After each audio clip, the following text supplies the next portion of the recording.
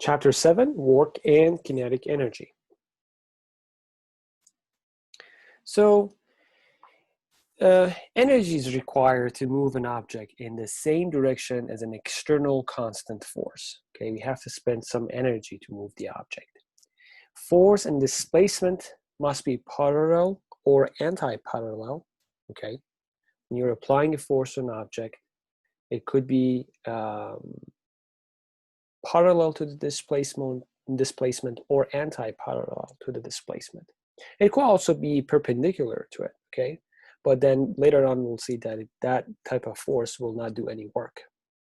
If a force is applied in an angle, like 90 degrees, as I said, it is only the component of the force that is in the same direction as the displacement that does work, or in the opposite direction that does work. We'll see. It's important to know that work is a scalar quantity. It does not have any vector quantity associated with it, so it does not have any direction. And the unit for that is joules, just like any type of energy, okay? Or joule is Newton times meters, or kilogram times meter per second square times meters, which we can write it as meters square over second square. And this is the formula that we have for work, right? So the formula for work is F, which is a vector, dot product with the displacement, which is also a vector. So F as a vector, displacement is a vector. I can dot product them. And when it comes to dot product, it's important to know if we have two vectors, let's say vector A and vector B, okay? There are two types of products, either a dot product or a cross product. And they are different. A dot product, you're multiplying two vectors. So you're multiplying the magnitude of vector A and the magnitude of vector B. And you multiply another factor here, which is the cosine of the angle between two vectors. Here, you have the magnitude of A and magnitude of B, but you are considering the sine of angle between these two. So for example, if I have vector A here, okay, and vector B here, that's vector A, that's vector B, then this vector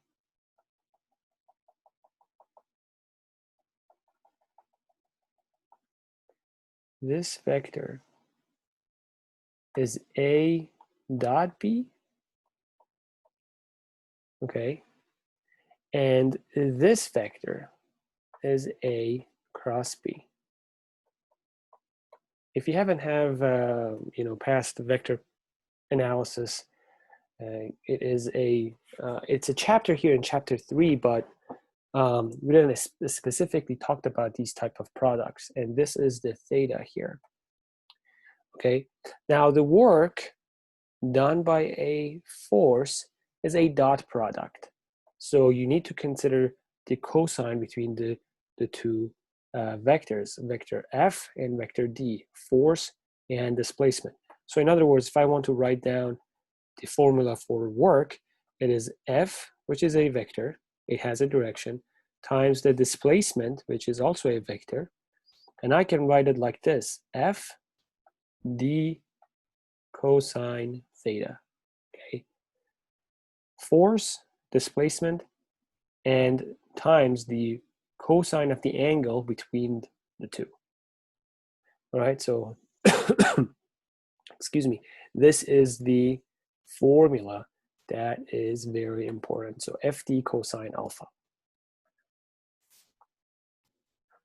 Okay, so FD cosine theta or alpha, or whatever angle you want to call it, is the formula that we are going to use to find the work done by a force.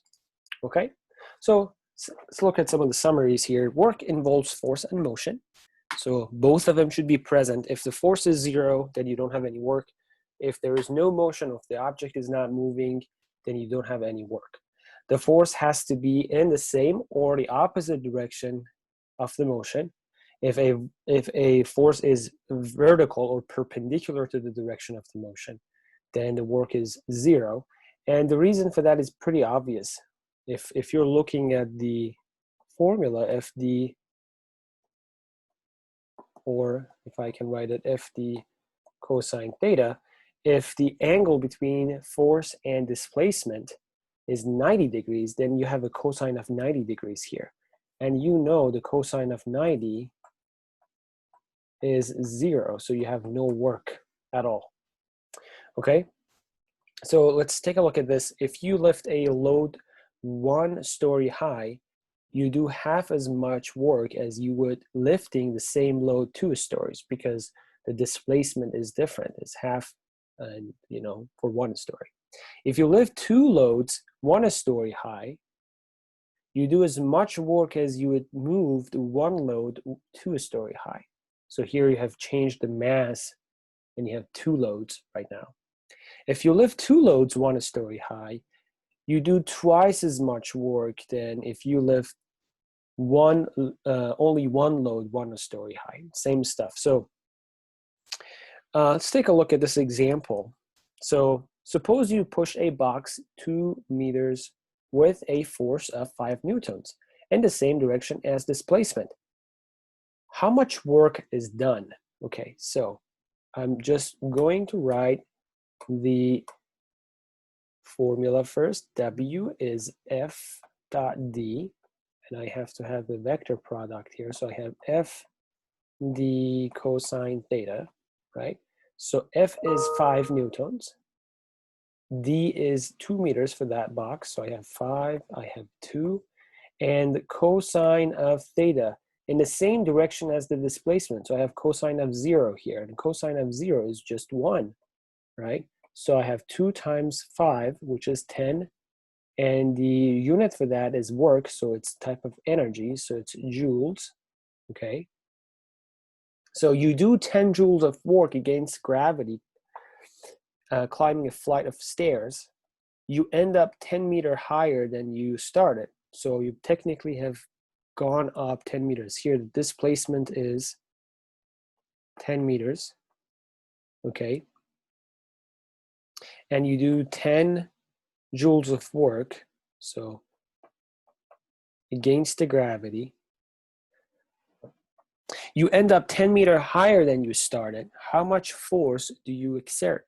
So right now we have W being F D cosine theta, and I have to actually write it like this. F dot D with a vector on top, and I have F D cosine theta. So W is 10, right?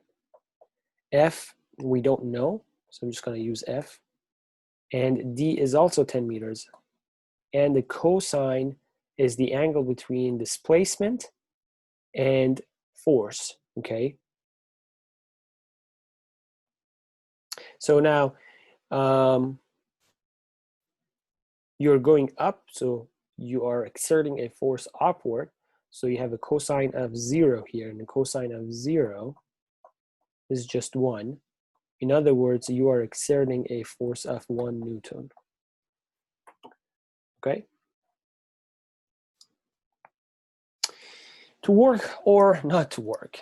Is it possible to work on an object that remains at rest? In other words, if it's staying at rest, the displacement is 0. There is no displacement because it's staying at rest without any type of motion. So the answer is no, you can't do any work because we know that our formula is F dot D, and if D is 0, then work is 0. So if D is 0, then work is 0.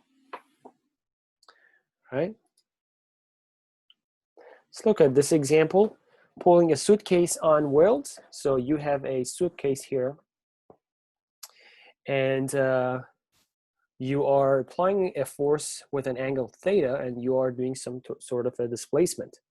So find the work done if the force is 45 newtons. So this force is 45 newtons. Okay. And an angle of 50 degrees. So this angle theta is 50 degrees. Okay. And the displacement is 75 meters. So the displacement, which is theta, which is d, is 75 meters. So you have a displacement starting from here to here of 75 meters. And you are applying a force of F equals 45 newtons with an angle of 50. In other words, you can now easily write down your formula and substitute the numbers for it. So F d cosine theta. Okay, if that's the case, then your W is F is 45, D is 75, and cosine theta is the cosine of 50. Okay, so you can put this in your calculator and find the final value for it, but that's the way it should be done. Negative work.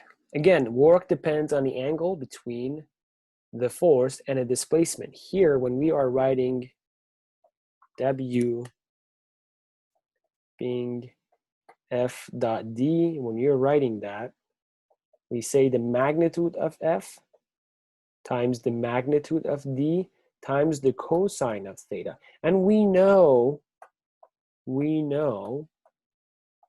that the cosine of theta is always greater than -1 and less than +1, or it's always between -1 and +1. It could have some negative value. So that means if I have a negative theta, if I have a negative cosine theta here, that means I could have a negative work, okay? So work depends on the angle between the force and the displacement. So a work is positive if the force and displacement are in the same direction. Work is 0 if the force and displacements are perpendicular. And work is negative if the force and displacement are in the opposite direction. So in other words, if I want to explain it using some visuals, I have these three types. So positive, 0, and negative work. So if the angle is between -90 and 90, if the theta is like that, okay, or if you consider the angle between force and displacement to be this theta, right, then you are doing a positive work. In other words, your force is helping the object to go towards this end, or your force is helping this object to do this type of displacement. Here, your force has nothing to do with the displacement along the x direction because it is perpendicular to it, because we know that the cosine of 90 is 0. We know that. Okay, and here there is an angle more than 90 degrees between the force and the displacement, and this type of force, it's not helping to do this type of displacement. It is in the opposite direction. It is against, because I can easily break this force or this vector f to its components. So I can write that this is f of x and this is f of y. And we know that f of y does not do any work. So we know that work done by f of y is 0 because it's perpendicular with an angle of 90 because of cosine of theta is 0, just like above.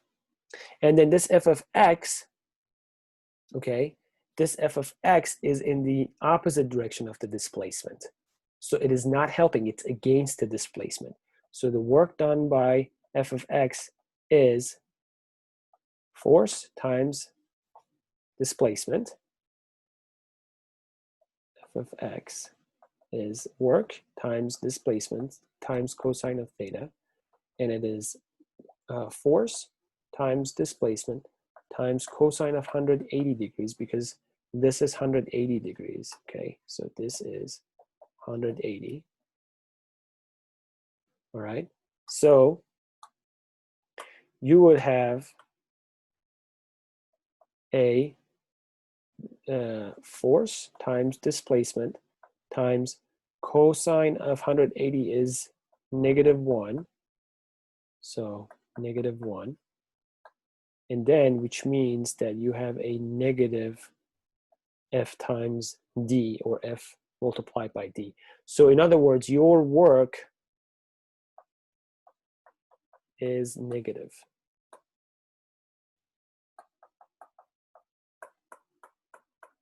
All right? All right, so friction and work. So we know that there is a force, and it's called friction. We've talked about it in our previous videos in chapter 6. So we know that. We know that this work done by friction, since it's a force, so it has to do some sort of work because it is always against the displacement, and it's always negative. So let's take a look. A box is being pulled across a rough floor at a constant speed. What can you say about the work done by friction? In other words, as I just said, I have a box, okay, and this box with mass m is being moved or pulled across the floor, let's say towards the right. So this displacement is going to the right. The box is moving to the right. Now I know that friction is always in the opposite direction, f of k, right? Because if you are moving to the right, the frictional force is to the left. It's against the displacement. So if I want to find the work done by friction, I have to write it like this: f of k, which is a vector, times the displacement, which is a vector. So I can write it like this: f of k times d times cosine of theta, or angle between them. Or I can write it f of k times displacement cosine of 180. Okay, the cosine of 180 is -1, so I have negative f of k times d. Okay, so the friction does negative work. In other words, if you have a negative work, your force is not helping the motion. Your force is against the motion. Okay. In a baseball game, the catcher stops a 90-mile-per-hour pitch. What can you say about the work done by the catcher on the ball? In this situation, assume the player exerts a forward force and the glove moves forward towards him. Okay, so let's take a look. You have a ball, all right, that does displacement. It's moving towards right. Okay, so that's the displacement. But then you're exerting a force in the opposite direction to make it stop. So I'm just going to call it F. So now you have work done by that F being F times D, or F d cosine theta. And you can write it as F d cosine of 180 degrees. In other words, you can write it like this: negative F d. So it is a negative number. So work is a negative number in order to make it a stop, or against the motion. So catcher has done negative work.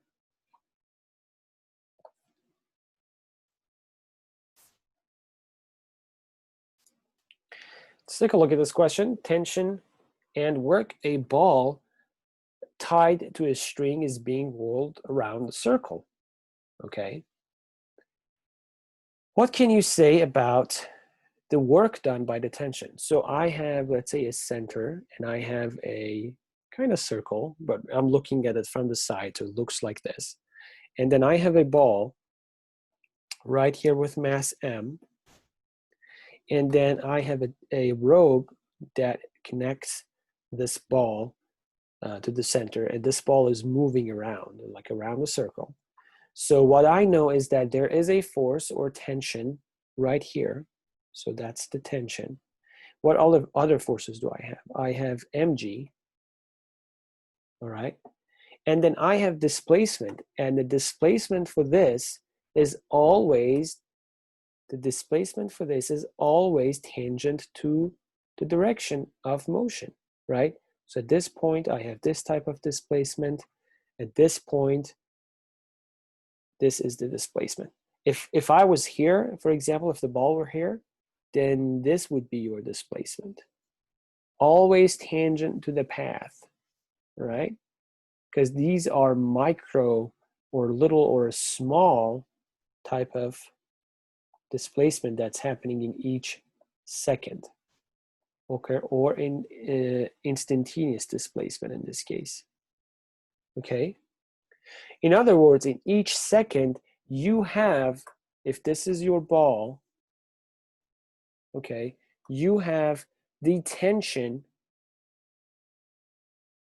here, you have mg down here, and you have your displacement down here. And the most important thing, that this angle is 90 degrees, okay, and this angle is also 90 degrees. Okay, kind of looking like a corner of your room. If you're looking at the corner of your room, all right, where the wall and ceilings are attached, it looks like that at each second. So in other words, if I want to write down the work done by tension or gravity, so I will just write, for example, work done by tension is F times D. They're both vectors. I have F D cosine theta, and I have F, which is tension, D, which is the displacement. Cosine of theta, angle between tension and displacement, is cosine of 90. So cosine of 90 degrees. Then I would have 0, because cosine of 90 is 0. So this guy is 0. Boom, 0. The same thing for mg. I have W of mg being Fd. Please pay attention that I am writing the formula again. It's very important to do that, to keep the formula in your mind. So you have F d cosine theta, but then that means you have mg d cosine of 90 degrees, and cosine of 90 degrees, let me actually write a little bit better. Cosine of 90 degrees is 0. Okay, so the whole thing is 0. So they haven't done any work, neither tension nor mg or gravity done any work. So tension does not work at all. That's the answer. Total work. So we're looking for total work. This is typically something that we're looking for. So typically you need the total work acting on an object. So it's very important. All right. We have two types of methods. Find the work done by each force. Find the work done by each force and then add them up. Or find the net force and calculate the work done due to that net force. So you have two ways. One, you find the work, find W for each force, okay? And what you do is you do that. Work done by force number 1 plus work done by force number 2 plus work done by force number 3, and you add them up to find the total work. Or you can find W of total force. In other words, you can find the W of total force, F total, and call that W total.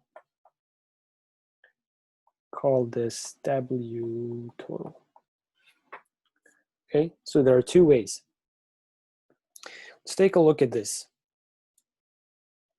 A box is being pulled up a rough incline by a rope connected to a pulley. So that's our red box right there. How many forces are doing work on the box? How many forces are doing, I just have to know how many are doing the work. So let's see what we have. We have a mg, which is down here, right? So we have an mg down, right? We have a net or a normal force here. So I have normal force and I have gravity. Okay, so when you're looking at this, and then you have a tension of the rope here. So this is also tension of the rope. I am going to just write T here. Okay, so this is what you have. Now, which one, let's see how many forces are doing the work. So we have work done by tension, work done by the normal force, and work done by the mg. Work done by the normal force is 0 because the angle between the displacement and the force is 0. So this is 0 because of cosine of 90 degrees, which is 0. W of mg, there is a displacement here and there is a force here, gravity, but this angle is not 90. Okay, so this is mg times displacement times cosine of theta, and this cosine of theta is not cosine of 90 because it's not 90 degrees, obviously. So this is non-zero, all right? And then work done by tension, the work done by tension is tension times the displacement times the cosine of the angle between them, cosine of angle between them. I'm just going to call it alpha, and then T d cosine of 90, sorry, cosine of 0, and then you have T d here. Cosine of 0 is just 1, so this is 1. All right, so how many forces does do work? How many forces do I have here? 2 forces. Right, so I have 2 forces doing work here for me. Okay. Example number 3, accelerating a crate. So we have a truck is accelerating at a rate of 1.5 meters per second. So in other words, I have the acceleration being calculated of 1.5 meters per second square. The mass of a crate is 120 kilograms. So I have the mass of 120 kilograms. And it does not slip. In other words, when this truck is moving with the acceleration forward, the position of this box does not change. It's staying as it was before.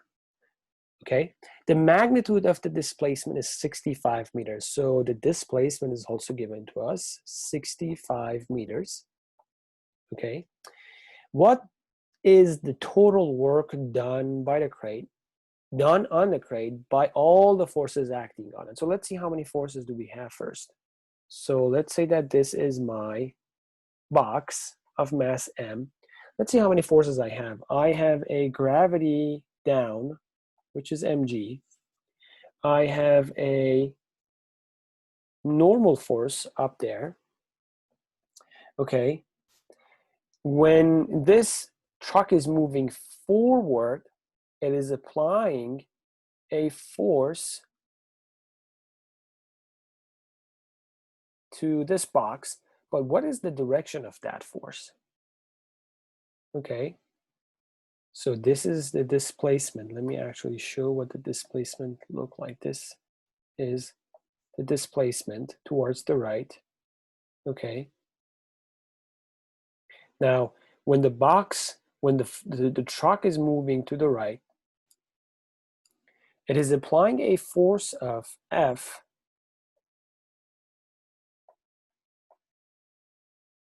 to this box, but then since this force is being towards left, there is a frictional force between the surfaces of F of friction. And since it's not moving, it's static friction, okay? So we're looking for what is the total work done on the crate by all the forces acting on it, okay? So let's see how many forces we had. We have 4 forces. So we had work done by N. Let's do that. Work done by N is normal force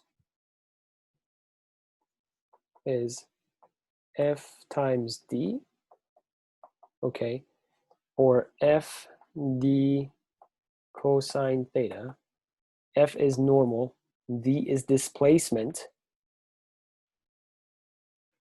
and the cosine of the displacement and normal force is cosine of 90, which is 0. So this is 0. Work done by mg, Fd, or Fd cosine theta.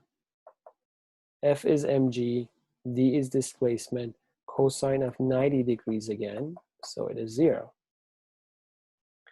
Work done by F, the force from the truck to the box, Fd, Fd cosine theta, F, force is F, right there. Displacement is D. The cosine of the angle between displacement and force, cosine of 180 degrees. So cosine of 180 degrees. Okay. Now, we know what F is. We have the mass, we have the acceleration.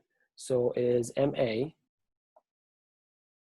d, cosine of 180 is -1, so times -1. In other words, work done by that force from the truck to the box is m, which is 120, times a, which is 1.5, times d, which is 65, times -1. Okay, which is a negative number. You can calculate it, just put it in the calculator to see what you can get. And so how many did we have? We had, that's the first one, that's the second one, that's the third one. Let's talk about the fourth one, which is work done by frictional force, or F of K. So it is F d dot d, or F d cosine theta. F is F of K, d is d, cosine of the angle between displacement and force, which is 0. So cosine of 0. F of K is mu K dot n, or mu Kn. D is d, cosine of 0 is 1. So this is just 1. So I'm not going to write it again. So let me erase it. There we go.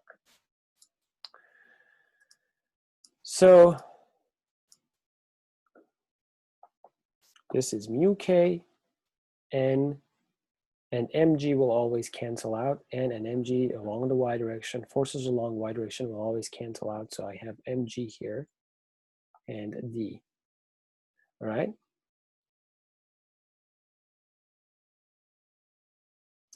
Now the box is not moving. Okay.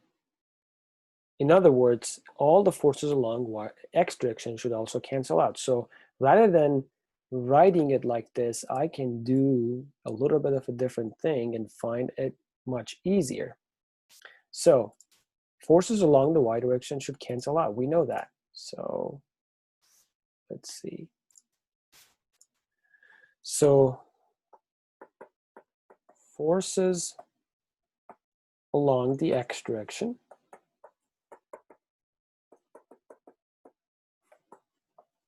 should cancel out. In other words, because the box is not moving, right? So in other words, F and F of S should be the same, should be equal. In other words, this is not F of K because the box is not moving. So let's see. So this is F of S, and it's not F of S of max. We don't know what it is, but this is definitely not max. So this means F of S is MA, okay, which is 120 times 1.5. All right, so I can use this and put it right there. So work done by static friction is F of S, which is equals to MA, or 120 times 1.5 times the displacement times the cosine of 0, which is 1. I'm not going to write it. So that means 120 times 1.5 times the displacement of 65 meters. And then just put it in the calculator to find what the value you have for work done by frictional force. So you had 4 works, one by normal force, which is 0, cosine of 90. One by mg, 0, cosine of 90 again. One by the work, one by the force done from the truck to the box. And you have the numbers here, and it's negative because it's in the opposite direction of displacement. So you have a negative 108, negative 1 over cosine of 180 here. And then force from the static friction. But we know the static friction and the force should be equal because we have no motion. The box is not moving with respect to truck. So they have to cancel out. So they have the same value, one in a positive direction, one in a negative direction, one to the right, one to the left. So if I want to find the magnitude of Fs, or static friction, I can just equal it to F, which I already know what the value for that is because it's MA, M 120, A 1.5. So now that you found the magnitude of Fs, you can just put this back to here. You can use that and put it there. What you can get here is this number. Put it in a calculator to see what the value for that is. And it's positive because they are along one direction. All right, so this is end of part 1. We're going to go and talk about energy in our next video. All right, talk to you soon.